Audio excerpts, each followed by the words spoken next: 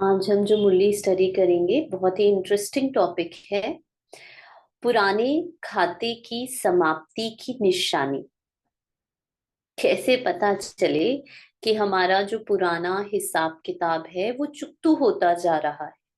और हम अ, जितना देखो, हम आज क्यों भारी हैं, हमें क्या चीजें भारी करती हैं। हमें ये ऐसा प्रतीक होता है जैसे जैसे मेरे ऊपर बहुत बोझ है। कोई फिजिकल खाते की बात नहीं कर रहे बाबा, या आत्मा को भी कोई फिजिकल बोझ नहीं लगता। फिजिकल बोझ तो बहुत, अगर मन हल्का हो तो बहुत बड़े से बड़ा फिजिकल काम कर लेते हैं। लेकिन मन भारी, मन मन हमें भारी कब कर देता है? जब हम बहुत सारे, आप ये देखो, आ, कई बारी हम अपनी जर्नी बहुत अच्छी स्टार्ट करते हैं, लेकिन अज्ञानता के वश, कर्मों की गुह्य गति को ना जानते हुए हम अपनी लाइफ टाइम में बहुत सारे विकर्म करते हैं। और जब हम अंत में आते हैं ना, तो हम ये देखते हैं कि अंत उस पाठ में उस आत्मा ने बहुत कष्ट भोगे, बहुत दुख भोगे। ठीक है, क्यों? क्योंकि विकर्मों का जो हिसाब किताब था वो क्लियर होने के बजाय बहुत ज्यादा था जब उस आत्मा ने शरीर छोड़ा। और इसीलिए कई आत्माएं पाठ में जो बच्चे का पार्ट प्ले करती है, बचपन से ही उनको तन की, मन के बहुत सारे रोग होते हैं, क्योंकि पुराना खाता कैरी फॉरवर्ड होता है। तो आज बाबा हमें वो निशानियां बताएंगे कि हमें कैसे पता चले कि एटलीस्ट मैं आत्मा इस पाठ में अपने पुराने, क्योंकि बाबा ने हमें कई मुरलियों में ये भी बताया है कि तुम्हें इस एक संगम पर अपने सारे 84 जन्मों का हिसाब किताब चुकतू करना है, क्योंकि अब हम सब ने वापस घर जाना है। और बाबा ने कहा है, जब तक तुम पावन बनते नहीं, अर्थात जब तक तुम अपने सारे अकाउंट्स को क्लोज नहीं करते, खातों को क्लियर नहीं करते, तुम मेरे साथ जा नहीं सकते। तो आज हम ये जानेंगे कि हमारे खाते समाप्त हो रहे हैं, उसकी निशानियां क्या है। मुरली की डेट है 10 दिसंबर 1984। कमल पुष्प समान बनाने वाले बाप दादा, कमल पुष्प अर्थात इतना हल्का, इतना न्यारा हमें बना देते हैं बाबा।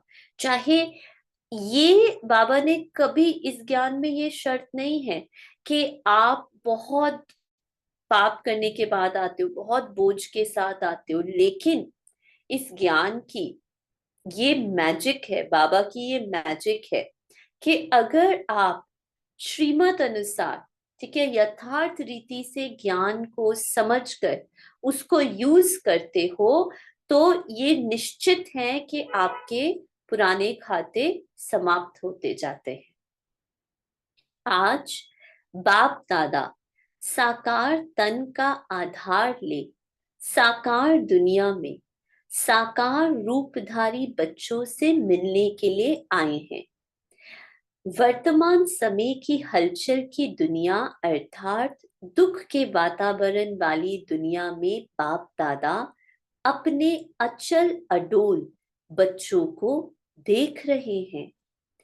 हलचल में रहते हैं, लेकिन न्यारे और बाप के प्यारे कमल पुष्पों को देख रहे हैं। बाबा कहते हैं, मेरे बच्चे अर्थात ब्राह्मण बच्चे, अर्थात बाबा की श्रीमत पर चलने वाले बच्चों को बाबा पाठ में देख रहे हैं कि कैसे इस दुख की दुनिया में रहते हुए मेरे बच्चे एकदम न्यारे हैं, और सदा बाप के प्यार के कारण कमल पुष्पों जैसे हल्के रहते हैं। भय के वातावरण में रहते निर्भय शक्ति स्वरूप बच्चों को देख रहे हैं। इस विश्व के परिवर्तक बेफिक्र बादशाहों को देख रहे हैं। देखो, हमारा पाठ कितना महान। आज भी बाबा ने कहा ना कि तुम्हारा आदि सनातन देवी देवता धर्म कितना महान।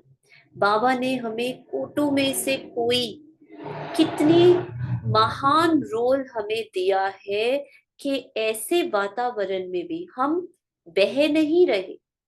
जितना जितना हम देखते हैं कि दुनिया की ये पॉम्प एंड शो, ये चमक और धमक बढ़ती जा रही है, उतना हमारी सत्यता की शक्ति भी बढ़ती जा रही है।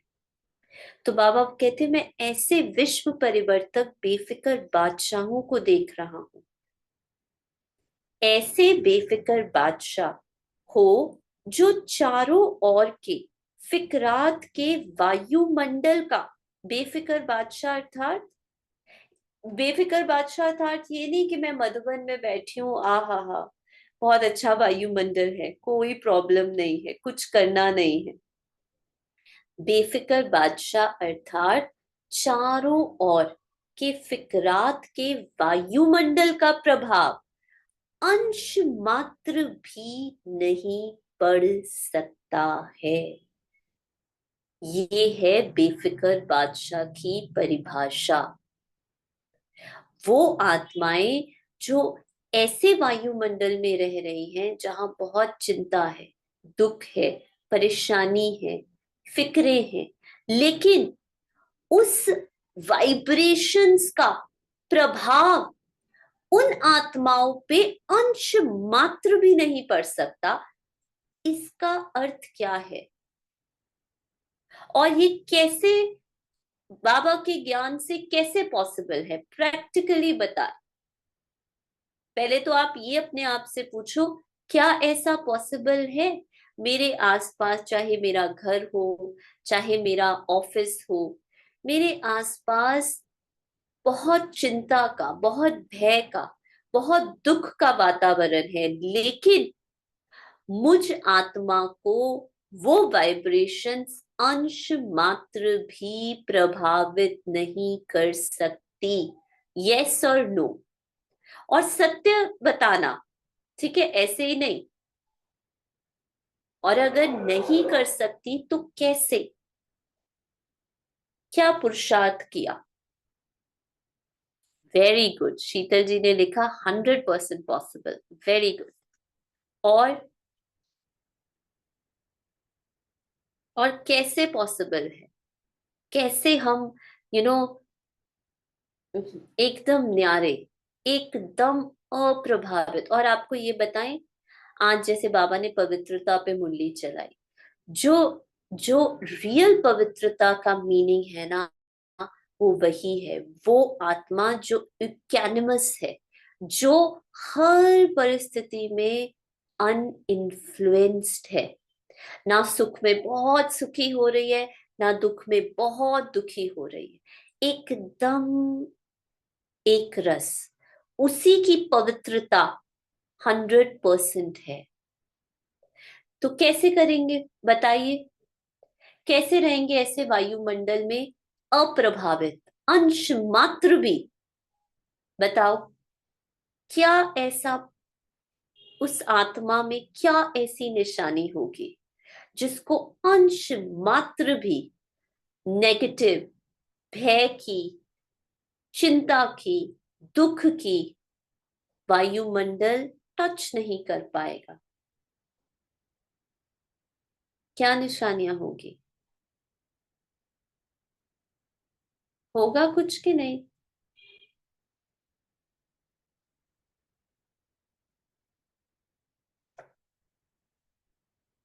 साक्षी दृष्टा होंगे। Very good. उस आत्मा को अपने सत्य पे 100% निश्चय होगा, 100% निश्चय कि मेरा सत्य, मेरी शांति, मेरी पवित्रता को कोई भी चीज टच भी नहीं कर सकती। अनटच्ड, अनडिस्टर्ब, अनइन्फ्लुएंस्ड है, वो आत्मा 100%, 100%, जो बाबा ने कहा, अंश मात्र भी उनको प्रभावित नहीं कर सकता। Yes, then we completely be in our truth. पूरा निश्चय है, चाहे मन में हलचल आ रही है, चाहे सेंसेशंस में, बॉडी में अलग अलग प्रकार के एक्सपीरियंसेस हो रहे हैं, बाहर भी सारे ऐसी नेगेटिव, क्योंकि क्या होता है, बाहर नेगेटिव कब दिखने लगता है, जब अंदर की दृष्टि नेगेटिव हो जाती है, फिर हम उन चीजों को attract, so it's all inside.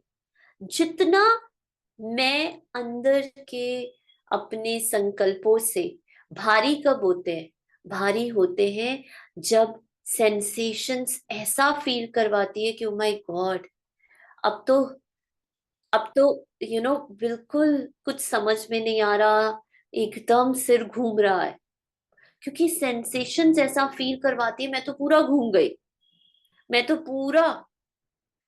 हाँ, आज हम जैसे ट्रैवल कर रहे थे, है ना, और हम बस यही चेक कर रहे थे, क्या मैं मूव कर रही हूँ, या ये एक मूवमेंट का एक्सपीरियंस मुझ स्टिलनेस आत्मा के अंदर है। तो जब ध्यान से देखा, तो देखा मैं आत्मा बिल्कुल स्टिल हूं, कहीं पर आ जा नहीं रही, ये एक मूवमेंट का एक एक्सपीरियंस हो रहा है। इसी प्रकार से चिंता, दुख, अशांति, ये एक temporary experience, emotion, state of mind है जो मेरे अंदर ही है, ये मेरा सत्य नहीं है, ये मेरी सत्य नेचर को डिफाइन नहीं कर सकता। जिस आत्मा को इस पे निश्चय है, उसको कोई फर्क नहीं पड़ेगा, बिल्कुल भी। वो ना तो अपने संकल्पों से प्रभावित होगी, ना वो किसी भी सेंसेशन, बॉडी की सेंसेशन से प्रभावित होगी, ना वो किसी मन में चल रही कहानियों से प्रभावित होगी। एकदम सत्य, साइलेंट, स्टिल आत्मा, एकदम क्लियर है उसको अपना सत्य। तो बाबा कहते, वर्तमान समय विश्व में मेजॉरिटी आत्माओं में भय और चिंता, ये दोनों ही विशेष सभी के अंदर प्रवेश है, और ये हमने भी देखा है, और आई एम श्योर आप सब भी देखते होंगे। ये दो इमोशन सबसे ज्यादा है, भय, डर, फियर, और चिंता। चिंता मीन्स टेंशन, वरी करना। ये दो चीजें बाबा कहते हैं सबसे ज्यादा है। लेकिन जितने ही वे फिक्र में है, चिंता में है, उतने ही आप शुभ चिंतक हो। चिंता बदल शुभ चिंतक के भावना स्वरूप बन गए हो। भयभीत के बजाय सुख के गीत गा रहे हो। इतना परिवर्तन अनुभव करते हो ना। सदा शुभ चिंतक बन, शुभ भावना, शुभ कामना की मानसिक सेवा से भी सभी को सुख शांति की अंजलि देने वाले हो ना। अकाले मृत्यु वाली आत्माओं को अकाल मूरत बन शांति और शक्ति का सहयोग देने वाले हो ना। क्योंकि वर्तमान समय सीजन ही अकाले मृत्यु की है। अकाले मृत्यु हो, या फिर जीवन में कोई भी अनसर्टेनिटी हो, एकदम जैसे अचानक अचानक की परिस्थितियां हो, तो कैसे मैं किसी आत्मा को सुख और शांति कैसे दे सकती हूँ। शांति और शक्ति का सहयोग देने के लिए मुझे क्या करना पड़ेगा, चाहे वो मेरे घर में हो, मेरे संबंध संपर्क में हो। अचानक का अकाले मृत्यु या फिर अचानक की परिस्थितियों में मुझे किसी को शांति और शक्ति का सहयोग देना है, तो उसके लिए मुझे क्या करना होगा। वाइब्रेशंस कैसे देंगे? कौन सी आत्मा वाइब्रेशंस दे पाएगी?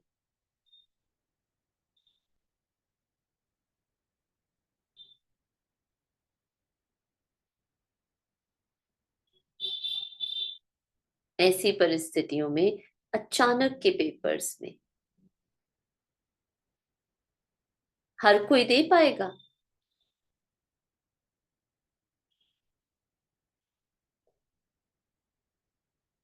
souls who are connected with बाबा, जो अपने सत्य में रहकर, लेकिन ये भी अपने सत्य में स्थित रहना, बाबा से जुड़े रहने के लिए भी उस आत्मा को पहले अपने आप को अचल अडोल, अपने उस, हाँ, जिस पर उस सिचुएशन का इफेक्ट नहीं होगा, वही आत्मा, पहले तो मुझे अपने आप को उस सिचुएशन से न्यारा प्यारा रखना होगा ना। अगर मैं ही अचानक के पेपर में फेल हो गई, या फिर कहीं ना कहीं कहो उसके प्रभाव में आ गई, तो मैं कैसे वाइब्रेशंस दे सकती हूँ? कैसे बाबा से कनेक्ट? बाबा अनुभव ही नहीं होता ऐसे स्टेट ऑफ माइंड में। तो पहले मुझे उन सिचुएशन से अप्रभावित रहना होगा, क्योंकि वर्तमान समय, बाबा कहते, सीजन ही अचानक की परिस्थितियों का है। जैसे वायु का, समुद्र का तूफान अचानक लगता है, ऐसे ये अकाल मृत्यु का भी तूफान अचानक और तेजी से एक साथ अनेकों को ले जाता है। अब ये बाबा मन की स्थिति की बात कर रहे हैं। ये अकाले मृत्यु का तूफान अभी तो शुरू हुआ है। विशेष भारत में सिविल वॉर और प्राकृतिक आपदाएं यही हर कल परिवर्तन के निमित्त बनी हैं।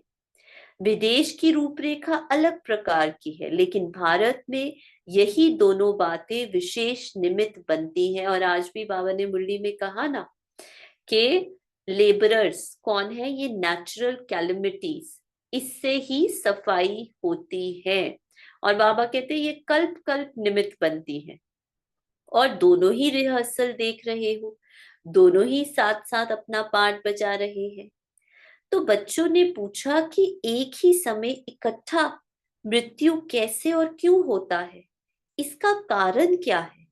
जैसे हम सुनते हैं ना कि कहीं किसी तीर्थ यात्रा पर बस जा रही थी जिसमें 50-100 लोग थे, वो खाई में गिर गई और सभी की ऑन द स्पॉट मृत्यु हो गई, अकाले मृत्यु हो गई, या फिर कहीं पे सुनामी आई, है ना।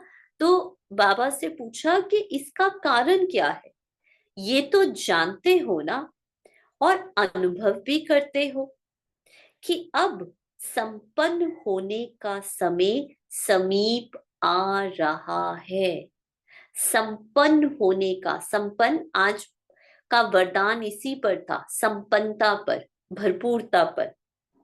सभी आत्माओं का द्वापर युग व कलयुग से किए हुए विकर्मों व पापों का खाता जो भी रहा हुआ है, वह अभी पूरा ही समाप्त होना है। तो संपन्नता के रास्ते में वो सारी चीजें आती हैं जिनको मुझे पार करके अपनी संपन्नता तक पहुंचना है, क्योंकि सभी को अब वापस घर जाना है। द्वापर से क्यों किए हुए कर्म व विकर्म दोनों का फल अगर एक जन्म में समाप्त नहीं होता, तो दूसरे जन्मों में भी चुकतू व प्राप्ति का हिसाब चलता रहता है। लेकिन अभी तो लास्ट का समय है, और पापों का हिसाब ज्यादा है। अभी क्या है? डेबिट ज्यादा है, क्रेडिट कम है सबके बैंक के अकाउंट में, इसलिए सभी दुखी हैं। इसलिए अब जल्दी जल्दी जन्म और जल्दी जल्दी मृत्यु, इस सजा द्वारा, ये जल्दी जन्म और जल्दी जो मृत्यु होती है ना, इस सजा द्वारा अनेक आत्माओं का पुराना खाता खत्म हो रहा है, जिनके सिर पर बहुत पापों का बोझ है। कौन हम बता रहा था, कौन कह रहा था? कोई तो एग्जाम्पल हमने सुना था विकर्मों का, है ना? अभी कोई अगर विकर्म मतलब कॉन्शियसली कर रहे हैं, ठीक है, तो उसका कैसे, जब भी कहीं कहते हैं ना इतना बड़ा पाप, इसका कैसे दीदी चुकतू होगा, ये कैसे होगा? तो बाबा वो बता रहे हैं कि जब जल्दी जल्दी जन्म, जैसे जैसे हम सुनते हैं ना कि कोई 10 साल में किसी बच्चे को ब्लड कैंसर, 12 साल में, 15 साल में, हमें पता है उसका लाइफ स्पैन ज्यादा नहीं है, लेकिन वो पीरियड उसके लिए बच्चे को कीमोथेरेपी के थ्रू जाना और वो सब बहुत ज्यादा पेनफुल है, और उनके आसपास वालों के लिए भी। तो बाबा कहते ये जो जल्दी जल्दी जन्म और जल्दी जल्दी मृत्यु, इस सजा द्वारा अनेक आत्माओं का पुराना खाता खत्म होता है। तो वर्तमान समय मृत्यु की दर्दनाक और जन्म की मेजॉरिटी का बहुत दुख से हो रहा है, जन्म भी और मृत्यु भी, ना सहज मृत्यु और ना ही सहज जन्म। तो दर्दनाक मृत्यु और दुखमय जन्म, ये जल्दी, ये दोनों चीजें, दर्दनाक मृत्यु जैसे हम एक्सीडेंट में सुनते हैं या कितना सुनते हैं हम, हमें तो सुनना पड़ता है क्योंकि हमारा जॉब ही ये है ना? तो दर्दनाक मृत्यु और दुखमय जन्म, ये जल्दी हिसाब किताब चुकतू करने का साधन है। तो बाबा हमें ये क्यों बता रहा है? अगर हम इसको एक पॉजिटिव पर्सपेक्टिव से देखें तो इसमें भी कल्याण है ना। हमें लग रहा है कि अरे ये क्या हुआ, लेकिन बाबा कह रहा है कि आत्मा के लेवल पर उसका बहुत सारा विक्रम जो था वो चुकतू हो गया। अब वो आत्मा जहां भी जन्म लेगी, वो जो उसके ऊपर पापों का बोझा था ना, वो क्लियर हो गया। तो ये बाबा कहते एक साधन बन जाता है। जैसे इस पुरानी दुनिया में चींटियां, चींटे, मच्छर आदि को मारने के लिए साधन अपनाते है ना, उन साधनों द्वारा एक ही साथ चींटियां व मच्छर व अनेक प्रकार के कीटाणु इकट्ठे हो विनाश हो जाते हैं। ऐसे आज के समय मानव भी मच्छरों, चींटियों सदृश अकाले मृत्यु के वश हो रहे हैं। मानव और चींटियों में अंतर ही नहीं रहा। ये सब हिसाब किताब और सदा के लिए समाप्त होने के कारण इकट्ठा अकाले मृत्यु का तूफान समय प्रति समय आ रहा है। जैसे कोविड में भी हमने देखा ना, इकट्ठा अकाले मृत्यु था, क्योंकि कलेक्टिव बहुत सारे पाप कर्म किए थे।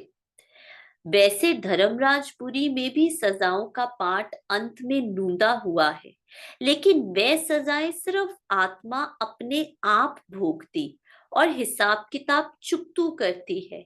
लेकिन कर्मों के हिसाब अनेक प्रकार में भी विशेष 3 प्रकार के होते हैं। अब बाबा हमें कर्मों के हिसाब किताब की कैटेगरीज बता रहे हैं, 3 प्रकार के होते हैं। एक है आत्मा को अपने आप भोगने वाले हिसाब। एक है जो आत्मा, जैसे हम ब्राह्मण आत्माएं, ठीक है, पुरुषार्थ कर रहे हैं, लेकिन लेट्स से पूरी तरह से पुरुषार्थ नहीं किया, अंत में कोई ना कोई संस्कार रह गया, बाबा जो कहते हैं वो फिर हमें खुद उसका भोगना पड़ता है, क्योंकि क्लियर तो करना है ना, जाने के लिए क्लियर तो करना है। तो वो आत्मा अपने ही अंदर मानसिक भोगना कह लो, ठीक है, मानसिक पीड़ा कह लो, आत्मा अपने आप भोगती है। जैसे कि बीमारियां, बीमारियां भी तो हमें ही भोगना पड़ता है ना, उसका भी तो कोई भी बीमारी हो, अपने आप ही आत्मा तन के रोग द्वारा हिसाब चुकतू करती है। अपने आप ही आत्मा, ठीक है, अभी कोई भी तन का रोग आया, ठीक है, कोई भी बीमारी आई तो वो बीमारी धीरे धीरे धीरे धीरे क्या है, मेरा पुराना हिसाब किताब मैं चुकतू कर रही हूँ, है ना। और उस पे भी बाबा ने हमें ज्ञान दिया है तो वो बहुत सहज हो जाता है। ठीक है, ऐसे और भी दिमाग कमजोर होना व किसी भी प्रकार का, ठीक है, संस्कारों की भूत की प्रवेशता, ऐसे ऐसे प्रकार की सजाएं द्वारा आत्मा स्वयं हिसाब किताब भोगती है। ठीक है, तो ये पहली कैटेगरी है हिसाब किताब भोगने की। तन की बीमारियां, मानसिक रोग, ठीक है, कोई भी पुराना संस्कार जब हम पर हावी हो जाता है तो हम खुद ही उसको भोगते हैं। ये हो गया पहला, ठीक है, फर्स्ट कैटेगरी। दूसरा हिसाब है संबंध संपर्क द्वारा दुख की प्राप्ति। रिलेशनशिप्स में जो हमें दुख की प्राप्ति होती है वो है दूसरी कैटेगरी। ये तो समझ सकते हो ना कि कैसे है, ये तो पता ही है ना। जब भी कोई संबंध ऐसा होता है जो हमें दुख देता है, जो पीड़ा देता है, फॉर एग्जाम्पल हमारे संबंध में किसी को कोई रोग आ गया तो वो भी तो हमें इफेक्ट करता ही है ना। या फिर हमारे संबंधों में कुछ तनाव आ गया तो वो भी हमें इफेक्ट करता है। तो ये है दूसरा। और तीसरा है प्राकृतिक आपदाओं द्वारा हिसाब किताब चुकतू होना। तीनों प्रकार के आधार से हिसाब किताब चुकतू हो रहे हैं। ये जो नेचुरल कैलेमिटीज आती हैं, फैमिन आते हैं, फ्लड्स आते हैं, ये है तीसरे प्रकार के हिसाब किताब चुकतू करने का साधन। तीनों प्रकार के आधार से हिसाब किताब चुकतू हो रहे हैं। तो धर्मराजपुरी में संबंध और संपर्क द्वारा हिसाब व प्राकृतिक आपदाओं द्वारा हिसाब किताब चुकतू नहीं होगा, वह यहाँ साकार सृष्टि में होगा। सारे पुराने खाते सभी के यहाँ खत्म होने हैं, इसलिए ये हिसाब किताब चुकतू की मशीनरी अब तीव्र गति से चलती ही है। विश्व में ये सब होना ही है, समझा। ये है कर्मों की गति का हिसाब किताब। अब अपने आप को चेक करो कि मुझ ब्राह्मण आत्मा का तीव्र गति के तीव्र पुरुषार्थ द्वारा सब पुराने हिसाब किताब चुकतू हुए हैं, वे अभी भी कुछ बोझ रहा हुआ है। ये तो है बाहर से, आउटसाइड से सिचुएशंस आ रही हैं और मेरे हिसाब किताब चुकतू हो रहे हैं। और बाबा हम ब्राह्मण बच्चों को कह रहे हैं कि तुम बिना किसी आउटसाइड सिचुएशन के पहले चेक करो कि क्या तुम ऐसा तीव्र गति का पुरुषार्थ कर रहे हो जिससे कि तुम्हारे पुराने हिसाब किताब ऑटोमेटिकली, बाहर ड्रामा नहीं, मुझे कोई ऐसा ट्रिगर दे रहा, ऑटोमेटिकली मेरे पुराने हिसाब किताब चुकतू होते जा रहे हैं। जैसे हम आपको अगर अपना रियल एग्जाम्पल बताएं ना, तो हम ये सरेंडर की लाइफ से पहले, है ना, अभी हमें 3.5 साल हो गए, उससे पहले हम आपको ये प्रैक्टिकल बता रहे हैं। और इसमें ये जरूरी नहीं है कि ऐसा ही सबके साथ हो, ठीक है, कई बार उल्टा भी होता है, लेकिन हम अपना लाइफ का अनुभव बता रहे हैं कि हमारे यहाँ आने से पहले जो हमारा तन का हिसाब किताब था ना, इस आत्मा का तन के, है ना, वो बहुत ज्यादा था, बहुत ज्यादा। ठीक है, और ऐसा नहीं था कि हम अपना केयर नहीं करते थे, इनफैक्ट, ठीक है, जब बाहर रहते थे तो साधन ज्यादा थे, ठीक है, रिसोर्सेज ज्यादा थे, बड़े शहरों में भी रहते थे, और ठीक है, धन भी था बहुत, तो रिसोर्सेज भी बहुत थे। उसके बावजूद, ठीक है, जो हमने देखा, हमारे शरीर में कोई ना कोई रोग, कोई ना कोई बीमारी, ठीक है, किसी कोई भी वजह बनती थी, ठीक है, बहुत सारे, मतलब बहुत स्वियर पेन्स, जैसे कभी सर्वाइकल का बहुत अटैक, कभी कुछ, कभी अनगिनत। ठीक है। अब 3.5 साल बाद जब हम लुक बैक करके नोटिस करते हैं कि इन सालों में जितना हमने हमारे तन में इतना परिवर्तन देखा है। ठीक है। और इसके बिना कोई एफर्ट के, क्योंकि हमने कुछ अपने पर तो यहाँ पे एफर्ट किया ही नहीं, यहाँ पे टाइम ही नहीं मिलता। लेकिन हाँ, खाना बिल्कुल चेंज हुआ। ठीक है। पहले भी बाहर भी मेडिटेशन तो करते ही थे जब बाबा के तो बच्चे थे, लेकिन खाना, क्योंकि पहले तो ऑल द टाइम शुद्ध भोजन नहीं होता था, बाबा को भोग भी नहीं लगा पाते थे, कई बारी बाहर का भी खाना पड़ता था। तो खाना इज अ बिग फैक्टर। खाने की क्वांटिटी भी बहुत कम हुई। पहले बहुत खाते थे। ठीक है। अब बहुत कम। एक तो योगी जीवन के कारण भी। ठीक है। और ऐसी बात नहीं है पहले हम अपना ख्याल नहीं रखते, कोई ना कोई जिम, एरोबिक क्लास, कुछ ना कुछ ज्वाइन करके रखते थे ऑल द टाइम। उसके बावजूद भी जो हमने ये देखा कि प्रैक्टिकली में देखा कि हमारी ऑलमोस्ट नील, ऑलमोस्ट जो भोगना शरीर से आती थी, वो धीरे धीरे धीरे धीरे, ऐसे नहीं फर्स्ट ईयर में, धीरे धीरे धीरे हमने देखा बहुत ऐसा। लेकिन ये नहीं है कि जरूरी नहीं है कि हर आत्मा के साथ ऐसा हो, लेकिन हम आपको अपने लाइफ का अनुभव बता रहे हैं।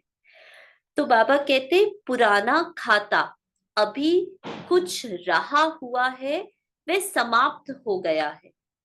इसकी विशेष निशानी जानते हो? कैसे पता चलेगा कि मेरा पुराना खाता समाप्त हो रहा है? क्या निशानियां हैं? श्रेष्ठ परिवर्तन में व श्रेष्ठ कर्म करने में कोई भी अपना स्वभाव संस्कार विघन डालता है, वे जितना चाहते हैं, जितना सोचते हैं, उतना नहीं कर पाते हैं। और यही बोल निकलते वे संकल्पपन में चलते कि ना चाहते भी पता नहीं क्यों हो जाता है, पता नहीं क्या हो जाता है। वे स्वयं की चाहना श्रेष्ठ होती है, हिम्मत उल्लास होते भी परवश अनुभव करते हैं। कहते हैं ऐसा करना तो नहीं था, सोचा तो नहीं था, लेकिन हो गया। इसको कहा जाता है स्वयं के पुराने स्वभाव संस्कार के परवश। वे किसी संग दोष के परवश, वे किसी वायुमंडल वाइब्रेशन के परवश। ये तीनों प्रकार के परवश स्थितियां होती हैं। तो तीनों प्रकार कौन सी बताई? पहला बाबा ने बताया कि कोई भी श्रेष्ठ कर्म करने जाते हैं या कोई भी सोचते हैं, लेकिन कोई हमारा अपना पुराना स्वभाव संस्कार विघन डालता है, या फिर जितना सोचते हैं, जैसे उमंग उत्साह से प्लान बनाते हैं, वैसे नहीं कर पाते हैं, या फिर कोई ना कोई संग दोष के कारण, है ना, परवश या वायुमंडल हमें परवश कर देता है। तो बाबा कहते ये तीनों प्रकार की परवश स्थितियां होती हैं।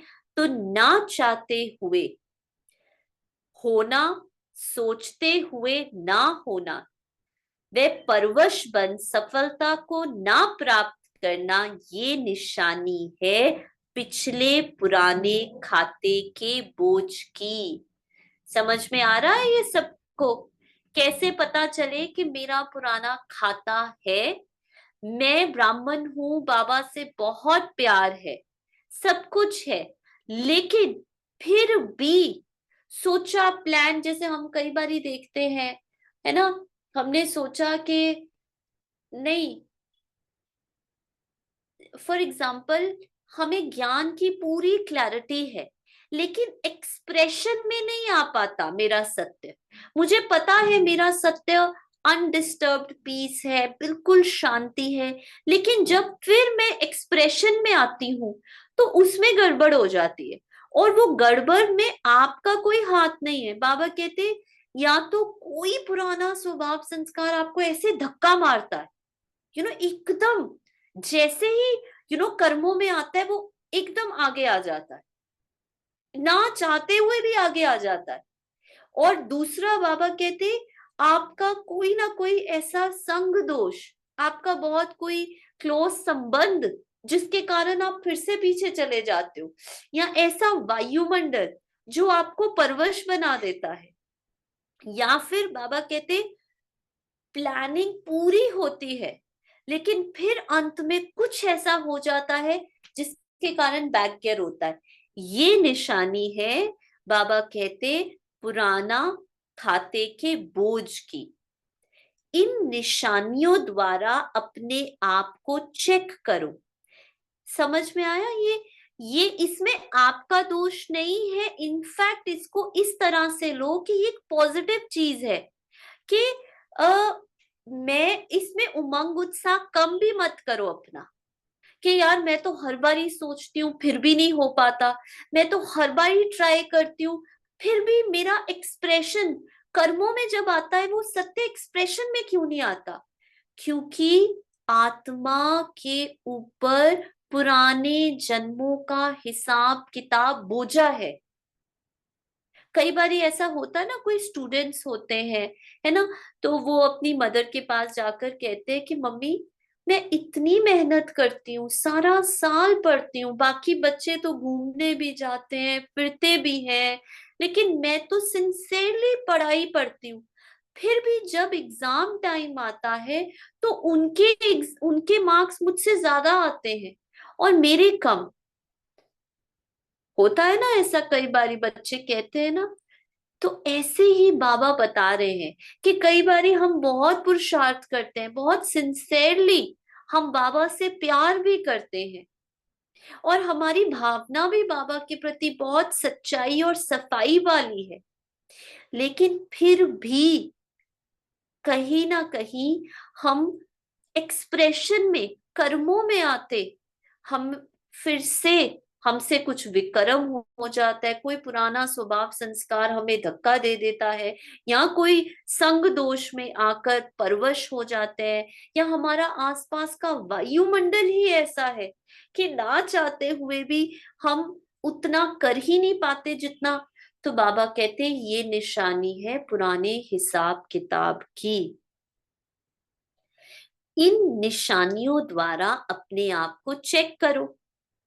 किसी भी प्रकार का बोझ उड़ती कला के अनुभव से नीचे तो नहीं ले आता।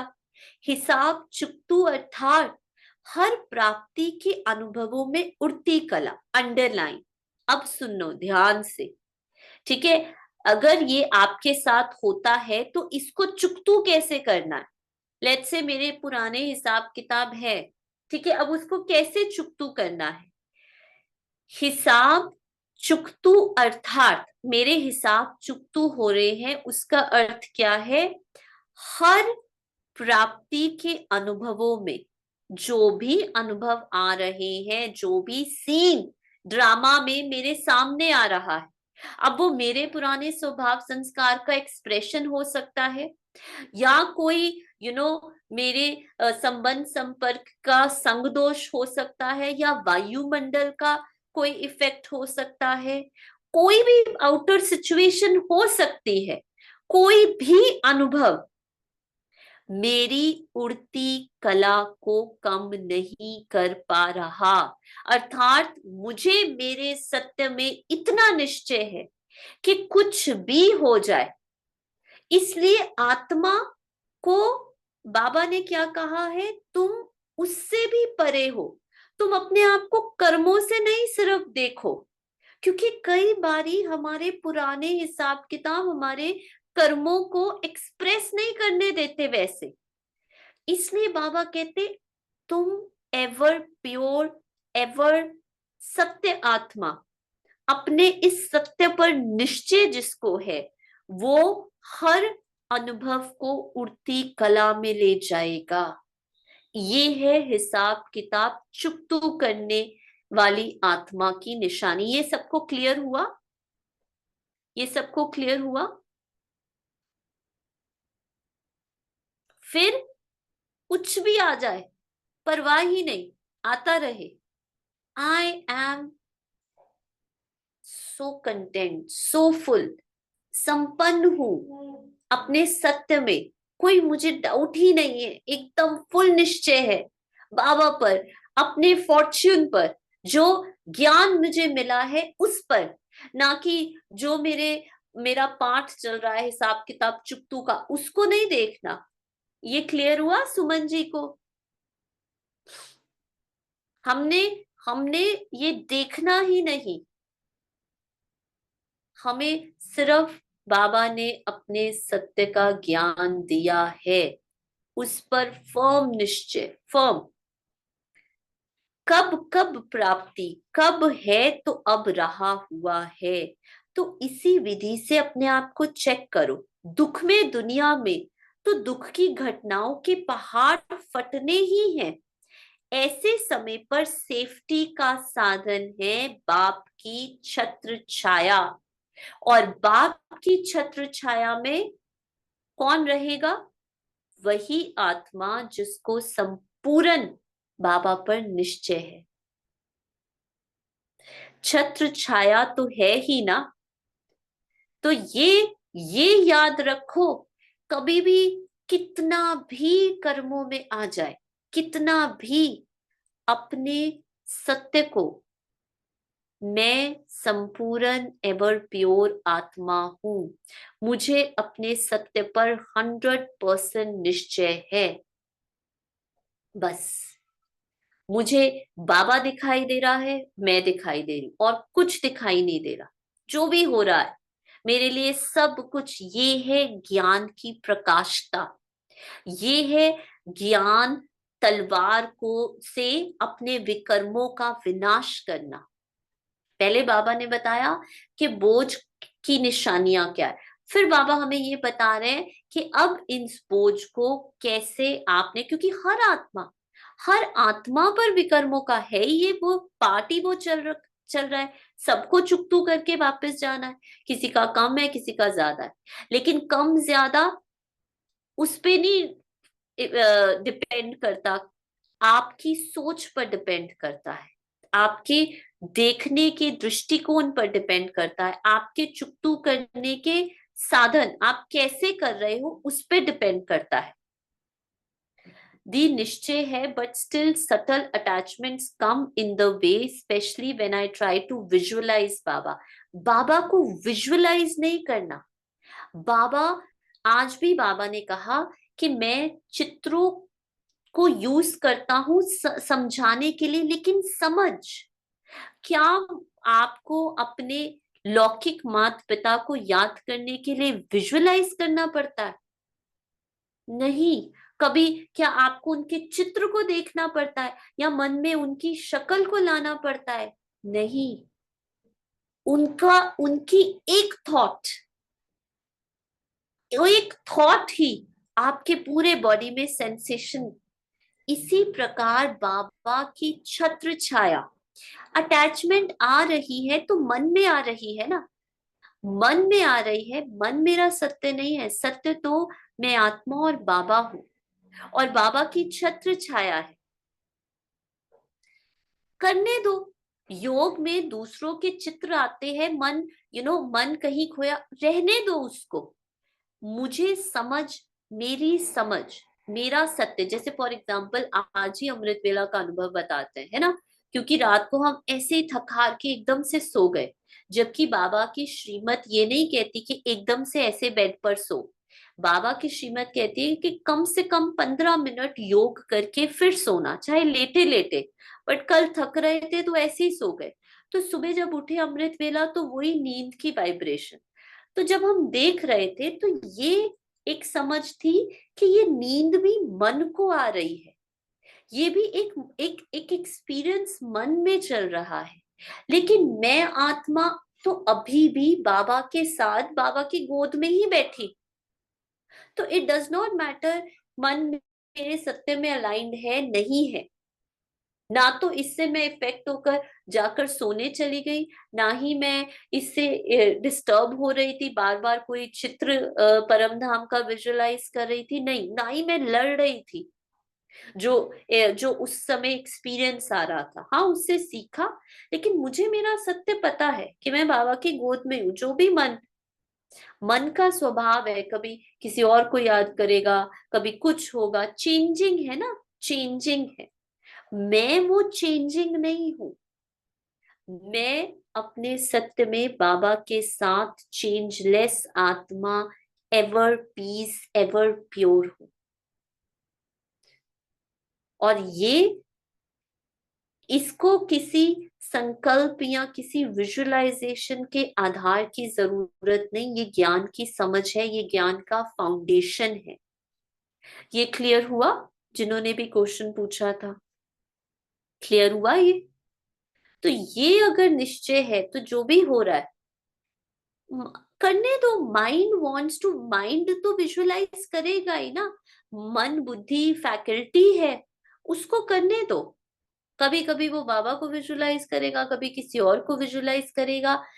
आप अपने धीरे धीरे, धीरे धीरे मन को अपने सत्य का यू नो रस चकाओ। वो जो अति इंद्रिय सुख, वो जो साइलेंस, वो जो चित्रों के पार है, संकल्पों के पार है, वो जो धीरे धीरे जैसे जैसे सत्य को वो माइंड को वो सत्य का वो अनुभव होता जाएगा ना, वो अपने आप बिना लड़े आता जाएगा। ऐसे ही हुआ हमारे साथ भी। वो नींद अपने आप बिना लड़े ही सत्य में आती गई। तो कुछ भी करना नहीं है, उसको वो अनुभव दो। ठीक है? जहां सत्य है वो बहुत पावरफुल शक्ति है, वो खींचता है सत्य ऑटोमेटिकली। आपको कुछ करना नहीं है, युद्ध नहीं करना है। मैं इस चित्र को बदलूं, मैं इस संकल्प को चेंज करूं, मैं इसको हटाऊं, इसको जरूरत ही नहीं है। सत्य का अनुभव चखाओ धीरे धीरे धीरे धीरे। तो बाबा कहते मिलन मिलन मेला मनाने सब आए हैं। यही मिलन मेला कितनी भी दर्दनाक सीन हो, लेकिन मेला है तो ये खेल लगेगा। पाठ में कितना भी दर्दनाक सीन चल रहा हो, लेकिन अगर मिलन मेला मतलब अगर बाबा के साथ मैं कंबाइंड हूं, तो बाबा का, कि मैं बाबा के साथ कंबाइंड हूं, उसकी निशानी क्या है? बाबा कहते हैं उसकी निशानी ये है कि दर्दनाक सीन भी खेल लगेगा। एक खेल, भयभीत नहीं होंगे, ना ही डरोगे, ना ही हैरान होंगे, ना ही परेशान होंगे। मिलन के गीत गाते रहेंगे, बाबा के साथ हूं मैं, कुछ भी हो रहा है ड्रामा में, खुशी में नाचेंगे, औरों को भी साहस का सहयोग देंगे। क्योंकि मेरे पाठ को देखकर कितनी आत्माओं को बल मिल रहा है, कितनी आत्माओं को शक्ति मिल रही है। स्थूल नाचना नहीं है, ये खुशी का नाचना है। मेला सदा मनाते रहते हो ना, रहते ही मिलन मेले में हो, ये पॉइंट। मनाते रहते नहीं हो, रहते ही मिलन मेले में हो, अर्थात रहते ही बाबा के साथ हो।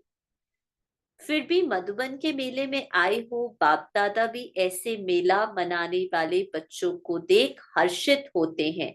मधुबन के श्रृंगार मधुबन में पहुंच गए हैं। अच्छा, ऐसे सदा स्वयं के सर्व हिसाब किताब चुकतू कर, औरों के भी हिसाब किताब चुकतू कराने की शक्ति स्वरूप आत्माओं को, सिर्फ अपने हिसाब किताब नहीं, दूसरों को के भी चुकतू कराने वाली शक्ति स्वरूप आत्माओं को, सदा दुख दर्दनाक वायुमंडल में रहते हुए न्यारे और बाप के प्यारे रहने वाले रूहानी कमल पुष्पों को, सर्व आत्माओं प्रति शुभ चिंतक रहने वाली श्रेष्ठ आत्माओं को बाप दादा का याद प्यार और नमस्ते। फिर बाबा ने कहा सेवाधारी हो ना, सेवा में त्याग तपस्या समाई हुई है। सेवाधारी बनना माना खान के अधिकारी बनना। सेवा ऐसी चीज है जिससे हर सेकंड में भरपूर ही भरपूर है, इतने भरपूर हो जाते जो आधा कल खाते ही रहेंगे, मेहनत की जरूरत ही नहीं। ऐसे सेवाधारी, वे भी रूहानी सेवाधारी, रूह की स्थिति में स्थित हो, रूह की सेवा करने वाले, इसको कहते हैं रूहानी सेवाधारी। ऐसे रूहानी सेवाधारियों को बाप दादा सदा रूहानी गुलाब का टाइटल देते हैं। अब रूह की सेवा करने के लिए मुझे कोई व्हाइट कपड़े या सेंटर में नहीं होने की जरूरत, वो मैं कहीं पर भी बैठे किसी भी पाथ में रूह की सेवा कर सकती हूँ। तो सभी रूहानी गुलाब हो जो कभी भी मुरझाने वाले नहीं, सदा अपनी रूहानियत की खुशबू से सभी को रिफ्रेश करने वाले हो। सेवाधारी बनना भी बहुत श्रेष्ठ भाग्य है। सेवाधारी अर्थात बाप समान। जैसे बाप सेवाधारी है वैसे आप भी निमित्त सेवाधारी हैं। बाप बेहद का शिक्षक है, आप भी निमित्त शिक्षक हो, तो बाप समान बनने का भाग्य प्राप्त है। सदा इसी श्रेष्ठ भाग्य द्वारा औरों को भी अविनाशी भाग्य का वरदान दिलाते रहो। सारे विश्व में ऐसा श्रेष्ठ भाग्य बहुत थोड़ी आत्माओं का है। इस विशेष भाग्य को स्मृति में रखते समर्थ बनाते रहो, उड़ाते रहो, सदा स्व को आगे बढ़ाते और औरों को भी आगे बढ़ाओ। अच्छा, तो ये थी बाबा की आज की मुरली, जिसमें बाबा ने पहले हमें ये बताया कि क्या निशानियां है। सबसे पहले तो गिल्ट से बाबा ने हमें मुक्त किया कि जब हम कुछ प्लान करते, पुरुषार्थ करेंगे या कुछ ऐसा सोचते उमंग उत्साह वाला, लेकिन वो हमारे एक्सप्रेशन में नहीं आता, हमारे कर्मों में नहीं आता, बाबा कहते वो इसलिए होता है क्योंकि पुराने 63 जन्मों का बोझ हमारे साथ है। लेकिन फिर बाबा ने कहा इन विकर्मों को चुकतू कैसे करना है। जितना जितना मैं अपने उस कर्मतीत सत्य को जानती हूँ, समझती हूँ, कर्मतीत आत्मा मतलब कर्मों के प्रभाव से परे, मतलब मेरे सत्य को कोई भी कर्म डिफाइन नहीं कर सकता, मैं बाप समान हूं, इस संपूर्ण सत्य पर मुझे पूरा निश्चय है। अब कुछ भी हो, अब और ये निश्चय कर्मों के आउटकम पे आधारित नहीं है कि आज मुझे सफलता मिल रही है या जैसा मैं सोच रही हूं वैसा ही मेरे पाठ में हो रहा है तो मेरा उमंग उत्साह बढ़े। नहीं, ये निश्चय मुझे ज्ञान से, बाबा की समझ से, बाबा की मुरली से मिला है। ये निश्चय मुझे बाबा ने दिया है और यही निश्चय बाबा की छत्र छाया है।